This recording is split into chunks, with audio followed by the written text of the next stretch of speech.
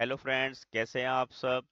या देवी सर्वभूतेषु विद्यारूपेण संस्थिता नमस्तस्यै नमस्तस्यै नमस्तस्यै नमो नमः। तो दोस्तों आपका हमारे चैनल पर स्वागत है।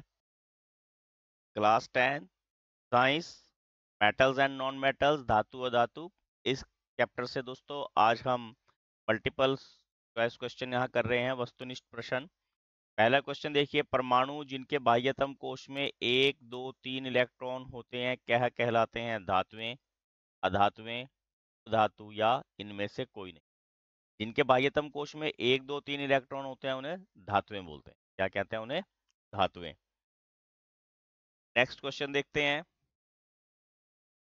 परमाणु जिनके बाह्यतम कोश में 4 5 6 7 इलेक्ट्रॉन हों क्या कहलाती हैं?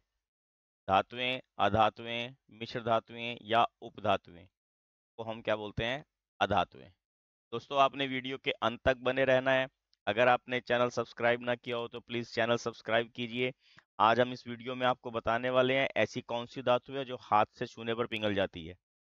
हम आपको आज ये बताने वाले हैं इस वीडियो में कि ऐसी कौन सी धातु है जो ऊष्मा की कुचालक है। ठीक है, आपने वीडियो के अंत तक बने रहना है। आइए, जो तत्व इलेक्ट्रॉन त्याग कर धनायन बनाते हैं क्या कहलाते हैं? अब इलेक्ट्रॉन त्याग कर धनायन बनाने वाले तत्व क्या होते हैं? आपको ये पता होना चाहिए। जो इलेक्ट्रॉन त्यागते हैं, जैसे सोडियम है, सोडियम के बाह्यतम कोश में 1 इलेक्ट्रॉन होता है। जब ये इलेक्ट्रॉन यहाँ से त्याग देता है तो ये धनायन बनाता है। ठीक है, तो ऐसी क्या होती हैं? धातुएं। धातुएं जो है इलेक्ट्रॉन त्याग कर धनायन बनाती हैं।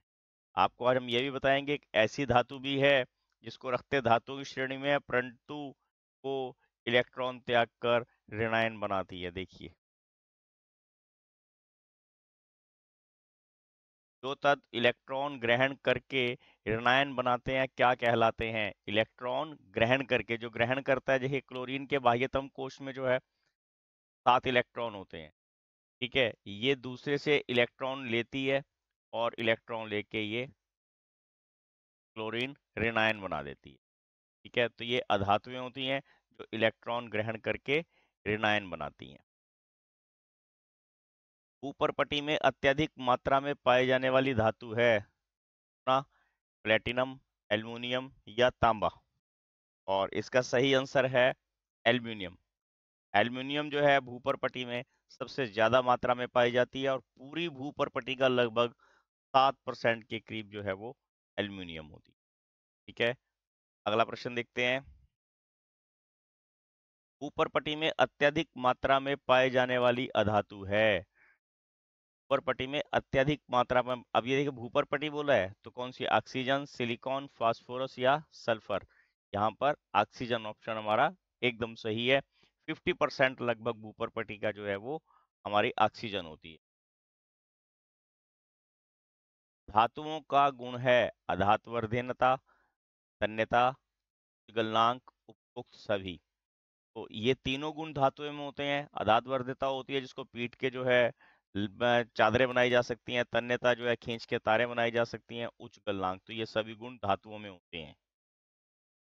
नेक्स्ट क्वेश्चन देखते हैं, एक ऐसी अधातु का नाम बताओ जो इलेक्ट्रॉन त्याग करके धनायन बनाती है। अब ध्यान रखना है, अधातु भी है, इलेक्ट्रॉन त्याग करके धनायन बनाती है। हाइड्रोजन, ऑक्सीजन, नाइट्रोजन या इनमें से कोई? दोस्तों हाइड्रोजन है। हाइड्रोजन एक्चुअल में क्या है? अधातु है, परंतु रखते इसको धातुओं की श्रेणी में है। तो ये क्या करती है? हमेशा इलेक्ट्रॉन त्याग कर ये H पॉजिटिव जो आयन है वो बनाती है। वैसे सभी जो अधातुएं होती हैं, वो धातुएं जो हैं वो इलेक्ट्रॉन त्याग कर धनायन बनाती हैं, परंतु ये अधातु ऐसी है जो इलेक्ट्रॉन त्याग कर धनायन बनाती है। एक ऐसी अधातु का नाम बताओ जो कक्ष ताप पर द्रव अवस्था में पाई जाती है। ऑक्सीजन, ब्रोमीन, नाइट्रोजन या आयोडीन? अधातु पूछा है कि ब्रोमीन ऐसी धातु है जो कक्ष ताप पर जो है वो द्रव अवस्था में पाई जाती है। आपने यहाँ ये भी ध्यान रखना है दोस्तों, इसमें एक चीज और ऐड कर देते हैं। जो लगभग हमारे पास 22 धातुएं होती हैं, 22 में से 10 बिल्कुल ठोस अवस्था में पाई जाती हैं। एक जो है वो द्रव अवस्था में है वो ब्रोमीन होगी, और 11 अधातुएं जो है वो गैसीय फॉर्म में होगी। ये भी आपने यहाँ ध्यान रखना है। वायु में सबसे अधिक मात्रा में पाए जाने वाली अधातु कौन सी है? अब यहाँ वायु पूछा है, नाइट्रोजन, ऑक्सीजन, सिलिकॉन या क्लोरीन। तो वायु में सबसे अधिक कौन सी अधातु पाई जाती है? नाइट्रोजन। नाइट्रोजन जो है वायु में लगभग 78% के करीब होती है। तो आंसर यहाँ पर नाइट्रोजन होगा। अगला देखिए, कक्ष ताप पर द्रव अवस्था में पाई जाने वाली धातु है सोडियम, पारा, सोना या चांदी। तो आपको बिल्कुल अंदाजा हो गया होगा, पारा एक ऐसी धातु है जो कक्ष ताप पर द्रव अवस्था में पाई जाती है। धातुओं का वह गुण जिसके कारण उन्हें पीटकर चादरों में परिवर्तित कर सकते हैं कहलाता है आघातवर्ध्यता, तन्यता, धनिकता या इनमें से कोई नहीं। आघातवर्ध्यता का गुण होता है जिसके कारण उनको पीट के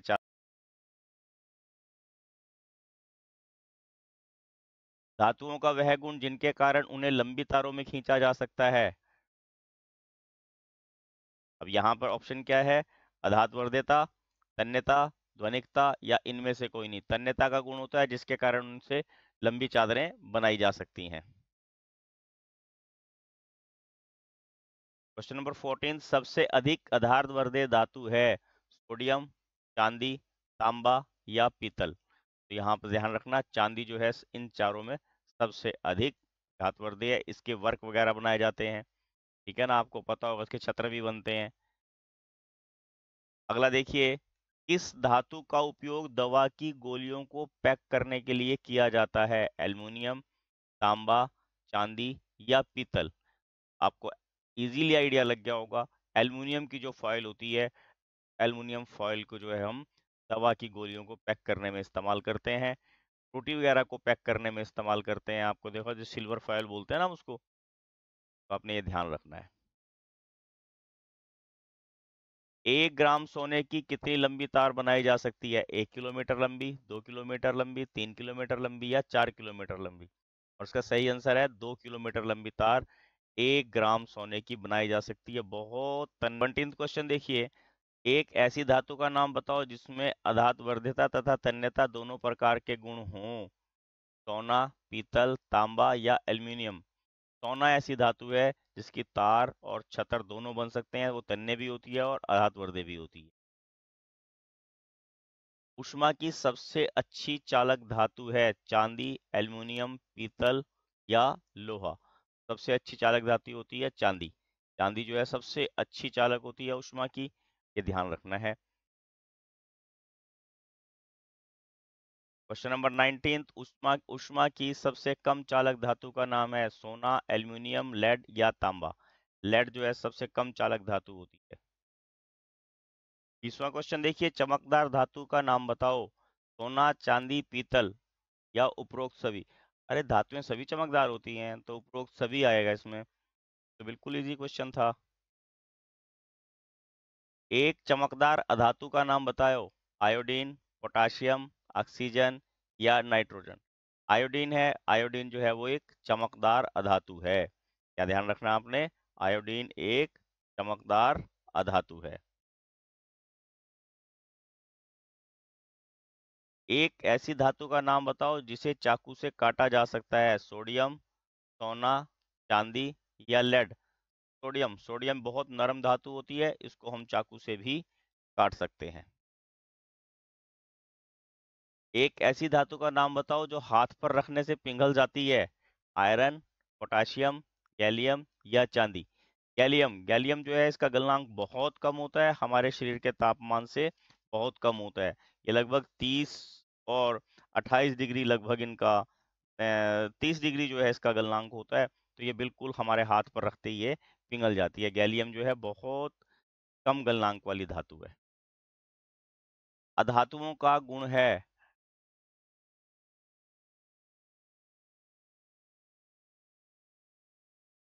अधातुओं का गुण है अधातवर्ध्यता, तन्यता, भंगुरता, उपरोक्त सभी। तो अधातुएं अधातवर्ध्य नहीं होती, तन्य नहीं होती, भंगुर होती हैं। भंगुर जो मोड़ने पे टूट जाएं, ठीक है। तो आपने ध्यान रखना है, इनमें ये ऑप्शन जो है भंगुरता आएगा। उष्मा की चालक अधातु का नाम बताओ। उष्मा की जो चालक अधातु है, ऑक्सीजन, नाइट्रोजन, कार्बन या ग्रेफाइट। ग्रेफाइट अधातु है परंतु उष्मा की चालक होती है। बाकी सभी अधातुएं जो है उष्मा की चालक होती है। ये अपवाद है, ये ध्यान रखना है। 26वां देखिए, सबसे अधिक गलनांक वाली धातु है लोहा, सोना, प्लेटिनम या टंगस्टन। तो सबसे अधिक गलनांक होता है टंगस्टन का, इसीलिए इसका प्रयोग बल्ब के एलिमेंट वगैरह के रूप में किया जाता है। सबसे अधिक गलनांक टंगस्टन का होता है। एक कठोर अधातु का नाम बताओ। आयोडीन, हीरा, ग्रेफाइट या ऑक्सीजन। इसका सही आंसर है हीरा। हीरा अधातु है। ठीक है, अधातु में वैसे प्रायः जो है कोमल होती हैं। ठीक है, हीरा जो है सबसे अधिक कठोर धातु है। इसका उपयोग जो है शल्य चिकित्सा वगैरह में भी किया जाता है। अगला देखिए, सबसे अधिक गलनांक वाली अधातु का नाम बताओ। हीरा, सल्फर, कार्बन या आयोडीन। हीरा जो है सबसे अधिक गलनांक वाली अधातु है। वहां टंगस्टन हमने सबसे अधिक गलनांक वाली धातु का नाम बताया था अभी आपको।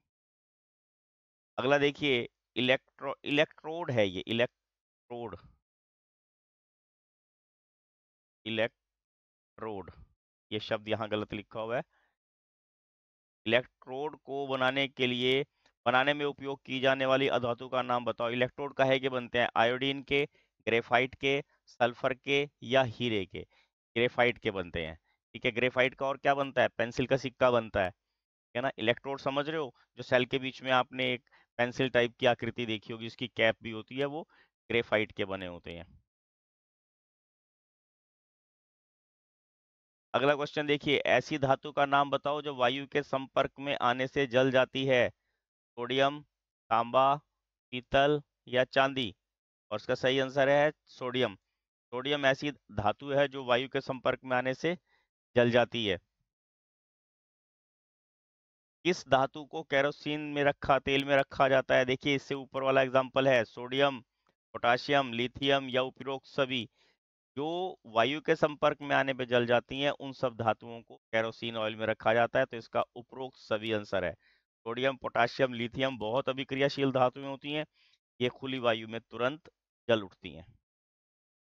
देखिए, धातुएं डैश के साथ क्रिया करके धातु ऑक्साइड बनाती हैं।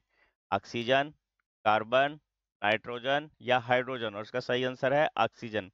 धातुएं ऑक्सीजन के साथ क्रिया करके धातु ऑक्साइड बनाती हैं। अगला देखिए, मैग्नीशियम ऑक्साइड लिटमस विलयन पर क्या प्रभाव डालते हैं? अब आपने क्या ध्यान रखना, जो धातु ऑक्साइड होते हैं वो क्षारीय प्रकृति के होते हैं। धातु ऑक्साइड कैसे होते हैं? क्षारीय प्रकृति। और क्षार क्या काम करते हैं? क्षार हमेशा लाल लिटमस को नीला करते हैं। क्या करते हैं? लाल लिटमस को नीला करते हैं। मैग्नीशियम जो है वो धातु है और इसका ऑक्साइड क्षारीय प्रकृति का होगा, तो ये क्या काम करेगा? लाल लिटमस को नीला कर देता है। ऑप्शन इसका ए सही आंसर होगा। अगला देखिए, किस धातु के ऑक्साइड जल में विलय हो जाते हैं? सोडियम, चांदी, सोना या लिथियम। तो आपने दोस्तों याद रखना, सोडियम के ऑक्साइड जो हैं वो पानी में विलय हो जाते हैं। जैसे सोडियम ऑक्साइड है और ये जल में विलय होकर सोडियम हाइड्रोक्साइड बना देता है। इसको बैलेंस करना है तो इसको आप बैलेंस भी कर सकते हैं, टू लग जाएगा तो ये बैलेंस हो जाएगा। ठीक है, अगले में देखेंगे, ऐसे धातु ऑक्साइड जो अम्ल और क्षार दोनों से अभिक्रिया करके लवण और जल बनाते हैं कहलाते हैं। उभयधर्मी ऑक्साइड, अम्लीय ऑक्साइड, क्षारीय ऑक्साइड या इनमें से कोई नहीं। उभयधर्मी ऑक्साइड कहलाते हैं। दोस्तों ये अक्सर एग्जाम में पूछते हैं कि अम्ल और क्षार दोनों से अभिक्रिया करके लवण और जल बनाने वाले ऑक्साइड कैसे ऑक्साइड कहलाते हैं। वो आपको उभयधर्मी ऑक्साइड की परिभाषा भी पूछ सकते हैं। और एल्यूमिनियम ऑक्साइड और जिंक ऑक्साइड दो उभयधर्मी ऑक्साइड हैं, याद रखना है। हो सकता है क्वेश्चन आपको आगे भी आ जाए। अगला देखिए, उभयधर्मी ऑक्साइड का उदाहरण नहीं है। इसका मतलब एल्यूमिनियम ऑक्साइड उभयधर्मी है, जिंक ऑक्साइड उभयधर्मी, अभी बता के हटाऊं। कॉपर ऑक्साइड उभयधर्मी नहीं है। तो ऑप्शन सी जो है इसका सही आंसर हो गया। ठीक है, क्या बता दिया मैंने आपको? ऑप्शन सी इसका सही आंसर है, ये उभयधर्मी ऑक्साइड नहीं है। धातुओं की भाप के साथ क्रिया द्वारा बनते हैं। अब धातु सीधा जल से बोलो ना, भाप और जल एक ही बात होती है, ठीक है ना। जल के तीन रूप होते हैं ना, द्रव, गैस और ठोस, ठीक है ना, आपको ये ध्यान रखना है। तो हमने क्या बताया यहाँ, भाप जो है उसके साथ धातुएं क्रिया करके क्या बनाती हैं, धातु ऑक्साइड, हाइड्रोजन गैस, धातु ऑक्साइड, नाइट्रोजन गैस, धातु ऑक्साइड जल, या जल और लवण। और इसका ऑप्शन ए यहाँ पर सही आंसर है, धातु ऑक्साइड और हाइड्रोजन गैस, ठीक है, धातु और हाइड्रोजन गैस बनाती है। अगला देखिए, कौन सी धातु तनु अम्लों के साथ अभिक्रिया नहीं करती, लोहा, जिंक, मैग्नीशियम या कॉपर। और इसका सही आंसर है कॉपर। कॉपर जो है वो, जैसे जो तनु हाइड्रोक्लोरिक एसिड है, इसके साथ कोई अभिक्रिया नहीं करती। तो आपने ध्यान रखना है, कॉपर जो है मिश्रण है। एक्वारेजिया में क्या क्या होता है, नाइट्रिक अम्ल, आपको पहले नाइट्रिक अम्ल का फार्मूले पता होना चाहिए, HNO3, हाइड्रोक्लोरिक अम्ल का HCl और सल्फ्यूरिक अम्ल का H2SO4। नाइट्रिक अम्ल, हाइड्रोक्लोरिक अम्ल, नाइट्रिक अम्ल, सल्फ्यूरिक अम्ल, हाइड्रोक्लोरिक अम्ल, या इनमें से कोई नहीं। तो इसका सही उदाहरण है नाइट्रिक अम्ल और हाइड्रोक्लोरिक अम्ल। नाइट्रिक अम्ल 3 भाग और 1 भाग जो है वो हाइड्रोक्लोरिक अम्ल होता है, इसे एक्वारेजिया बोलते हैं। धातु ऑक्साइडों की प्रकृति होती है अम्लीय, क्षारीय, उदासीन, या इनमें से कोई नहीं। धातु ऑक्साइड क्षारीय प्रकृति के होते हैं, ऊपर हमने आपको मैग्नीशियम वाले एग्जाम्पल में भी बताया था। आपको ये ध्यान रखना है, जैसे दही वगैरह होती है, उसको अगर हम पीतल के बर्तन में रख देंगे तो वो कड़वी हो जाती है, ठीक है। अगला देखिए, लोहे को जंग से बचाने के लिए किस धातु का प्रयोग किया जाता है, जिंक, मैग्नीशियम, सोडियम या पोटाशियम। दोस्तों जिंक का प्रयोग करते हैं, जिंक की परत चढ़ा देते हैं लोहे पर, इससे जो है लोहे को जंग नहीं लगता। निकल की 42वां क्वेश्चन देखिए, अंतरिक्ष विज्ञान प्रोजेक्टों में किस धातु का उपयोग किया जाता है, सोडियम, टाइटेनियम, जिरकोनियम या उपरोक्त सभी। इसमें तीनों ही आते हैं और इसका आंसर उपरोक्त सभी है। तीनों का अंतरिक्ष जो विज्ञान प्रोजेक्ट होते हैं उनमें इसका यूज किया जाता है। किस धातु का उपयोग अभेद्य मिश्र धातु इस्पात के बनाने में प्रयोग किया जाता है, मतलब जो गोली सह सकती है, ठीक है ना, जो आपने सुना होगा जो बुलेट प्रूफ जैकेट वगैरह होती हैं, किस धातु का प्रयोग किया जाता है, सोडियम, जिरकोनियम, सोना या चांदी। तो जिरकोनियम होती है, जिरकोनियम का अभेद्य मिश्र धातु होती है, इसमें से गोली आर पार नहीं जा सकती, ठीक है, जिरकोनियम के मिश्र धातु का प्रयोग करते हैं। वनस्पति घी बनाने के लिए उपयोग किया जाता है हाइड्रोजन का, ऑक्सीजन का, नाइट्रोजन का या पोटाशियम का। दोस्तों हाइड्रोजन का उपयोग किया जाता है वनस्पति घी बनाने के लिए, उसे हाइड्रोजनीकरण बोलते हैं। 45वां क्वेश्चन देखिए, उर्वरक बनाने के लिए उपयोग किया जाता है सोडियम का, पोटाशियम का, हाइड्रोजन का या कार्बन का। और इसका सही आंसर है हाइड्रोजन का। काहे का उपयोग करते हैं, हाइड्रोजन का। हाइड्रोजन से अमोनिया बनती है और इसके यौगिकों को का उर्वरक बनाने में उपयोग किया जाता है। अमोनिया का उपयोग करते हैं, आपको पता ही होगा। रॉकेटों में ईंधन के रूप में प्रयोग किया जाता है सोडियम का, पोटाशियम का, हाइड्रोजन का या कार्बन का। हाइड्रोजन गैस का उपयोग करते हैं रॉकेटों में ईंधन के रूप में, इसका ऊष्मीयमान बहुत अधिक होता है, ठीक है। अगला देखिए, बारूद बनाने के लिए किस अधातु का उपयोग किया जाता है, सल्फर का, पोटाशियम का, हाइड्रोजन का या कार्बन का। सल्फर का जो है बारूद बनाने में उपयोग किया जाता है। और जो TNT वगैरह होते हैं, नाइट्रोटाइलिन होती हैं या नाइट्रोग्लिसरीन होती है, जो विस्फोटक होते हैं, उसका प्रयोग का बनाने के लिए नाइट्रोजन का प्रयोग करते हैं, ये भी ध्यान रखना आपने। बारूद जो है सल्फर से बनता है और सल्फर जो है बाजार में अलाउ नहीं होती बेचनी जो है। खाद्य पदार्थों के परिरक्षण के लिए उपयोग किया जाता है नाइट्रोजन का, सल्फर का, हाइड्रोजन का या कार्बन का। खाद्य पदार्थों को परिरक्षण के लिए नाइट्रोजन का प्रयोग करते हैं, आपको पता होगा चिप्स के पैकेटों में नाइट्रोजन गैस भरी जाती है, इससे पिछले चैप्टर में भी बताया था आपको।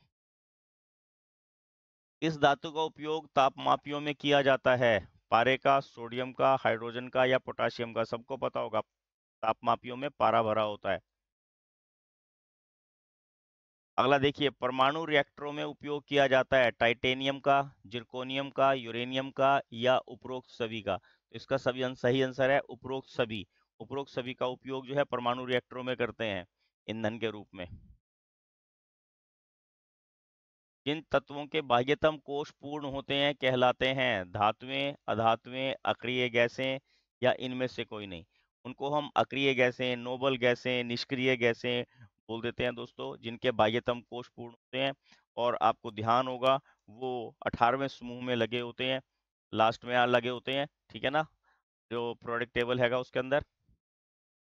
अगला देखिए, एक परमाणु से दूसरे परमाणुओं को इलेक्ट्रॉनों के हस्तांतरण द्वारा बने रासायनिक आबंध कहलाते हैं आयनिक आबंध, सहसंयोजी आबंध, कोवलेंट आबंध या इनमें से कोई नहीं। दोस्तों ये देखिए, पजल करने के लिए किया है, दोनों एक ही होते हैं। सहसंयोजी आबंध को इंग्लिश में कोवलेंट बॉन्ड बोलते हैं और इसका सही आंसर है आयनिक आबंध, जो इलेक्ट्रॉनों के हस्तांतरण से बनते हैं, जो इलेक्ट्रॉनों के डोनेशन से बनते हैं। एक ही तत्व के दो परमाणु संयुक्त होकर एक अणु बनाते हैं, उनके बीच के आबंध को क्या कहते हैं? आयनिक आबंध, सहसंयोजी आबंध या विद्युत आबंध या इनमें से कोई नहीं। उनको हम सहसंयोजी आबंध बोलते हैं, ठीक है। वो इलेक्ट्रॉनों की साझेदारी से बनते हैं, पहले वाले इलेक्ट्रॉनों की डोनेशन से बनते हैं, ये साझेदारी से बनते हैं। स्वतंत्र अवस्था में पाई जाने वाली धातु नहीं है प्लेटिनम, सोना, लोहा या उपरोक्त सभी। दोस्तों प्लेटिनम और सोना स्वतंत्र अवस्था में पाया जाता है, लोहा जो है अयस्क के रूप में पाया जाता है, उसको शुद्ध करना पड़ता है, ये स्वतंत्र नहीं पाया जाता। अगला देखिए, निम्न में से कौन सी धातु स्वतंत्र अवस्था के साथ साथ संयुक्त अवस्था में भी पाई जाती है? मतलब स्वतंत्र भी मिल जाती है और संयुक्त मिल जाती है। चांदी, लोहा, सोना या प्लेटिनम। तो इसका सही आंसर है चांदी। चांदी जो है स्वतंत्र अवस्था में भी हो सकती है और संयुक्त अवस्था में भी हो सकती है। ऊपर पट्टी में प्राकृतिक रूप में पाए जाने वाले तत्व क्या कहलाते हैं? खनिज, अयस्क, गैंग या इनमें से कोई नहीं। खनिज क्या बोलते हैं उनको? खनिज। जो भूपर पट्टी पर स्वतंत्र अवस्था में पाए जाते हैं वो खनिज कहलाते हैं। क्वेश्चन नंबर 57, जिन खनिजों से धातुओं को सुगमता पूर्वक निकाला जा सकता है कहलाते हैं अयस्क, गैंग, मिश्रण या इनमें से कोई नहीं। को अयस्क बोलते हैं। कई बार दो दो नंबर की डेफिनेशन दे देता है तो 6 नंबर का क्वेश्चन ऐसे ही बना देता है एग्जामिनर। आपने ये भी ध्यान रखना, इन्हीं में से बड़े क्वेश्चन भी आ सकते हैं। वायुयान के ढांचे बनाने के लिए किस मिश्र धातु का उपयोग किया जाता है? अमलगम, ड्यूरेलियम, कांसा या पीतल। ये ड्यूरेलियम होती है, ड्यूरेलियम का उपयोग जो है वो वायुयान के ढांचे बनाने के लिए किया जाता है।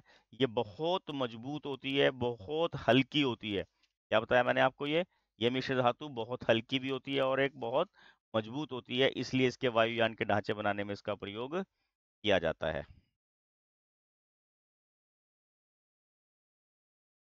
यहाँ पर आपको एक बात और बता दें, ड्यूरेलियम जो है एल्यूमिनियम की मिश्र धातु होती है। इसमें एल्यूमिनियम, मैग्नीशियम, कॉपर, मैग्नीज, ये सब मिला के जो है ड्यूरेलियम बनती है, ठीक है। अगला क्वेश्चन, हेलियम मिश्र धातु है मैग्नीशियम तथा एल्युमिनियम की, मैग्नीशियम तथा कॉपर की, मैग्नीशियम तथा तांबे की, मैग्नीशियम तथा सोने की। और इसका सही आंसर है मैग्नीशियम तथा एल्युमिनियम की। एल्युमिनियम अकेली तो हल्की तो होती है परंतु मजबूत नहीं, जब मैग्नीशियम मिला दिया जाता है तो ये हल्की और मजबूत दोनों हो जाती है। अगला देखिए, शल्य यंत्रों को बनाने के लिए लोहे के साथ किस धातु को मिलाया जाता है? क्रोमियम, कार्बन, एल्युमिनियम या मैग्नीशियम। और इसका सही आंसर है क्रोमियम। क्रोमियम अगर लोहे के साथ मिला दिया जाता है तो ये मजबूत भी हो जाती है, सख्त भी हो जाती है और जंग रोधी भी हो जाती है, ठीक है। क्या हो जाती है? ये जंग रोधी हो जाती है, मजबूत हो जाती है और सख्त हो जाती है। अगला देखिए, पीतल एक मिश्र धातु है। अब पीतल में बताना है क्या क्या होता है। कॉपर जिंक की, कॉपर कांसे की, कॉपर लेड की या कॉपर मरकरी की। तो ये कॉपर जिंक की मिश्र धातु होती है। इसकी मिश्र धातु है कॉपर जिंक की मिश्र धातु होती है पीतल। दो या अधिक धातुओं का समांगी मिश्रण कहलाता है मिश्र धातु, उपधातु, अधातु या इनमें से कोई नहीं। मिश्र धातु बोलते हैं, ठीक है। दो या दो से अधिक, दो धातुओं या दो अधातुएं हों, ठीक है, या एक धातु या एक अधातु हो तो इसे मिश्र धातु कहा जाता है। किस धातु की मिश्र धातु को अमलगम कहते हैं? मरकरी, टिन, लेड या सोना। मरकरी, मरकरी का जो मिश्र धातु होती है उसको अमलगम बोलते हैं। क्या बोलते हैं इसको? अमलगम। समरस भी बोलते हैं इसको हिंदी में। 64वां देखिए, एक रणनीतिक धातु है। ऑप्शन ए टाइटेनियम, जिंक, लोहा या चांदी। टाइटेनियम, टाइटेनियम एक रणनीतिक धातु है। अगला क्वेश्चन देखिए, पारे का अयस्क है बॉक्साइड, हेमेटाइट, सिनेबार या क्रायोलाइट? सिनेबार। पारे के अयस्क का नाम क्या है? सिनेबार। अगला देखिए, एल्यूमिनियम का अयस्क है बॉक्साइड, हेमेटाइट, सिनेबार या क्रायोलाइट? बॉक्साइड। बॉक्साइड जो है वो एल्यूमिनियम के अयस्क का नाम है। और 67वां क्वेश्चन देखिए, आयरन का अयस्क है बॉक्साइट, हेमेटाइट, सिनेबार या इनमें से कोई नहीं? हेमेटाइट जो है वो आयरन का अयस्क है। आयरन जो है हेमेटाइट से प्राप्त किया जाता है।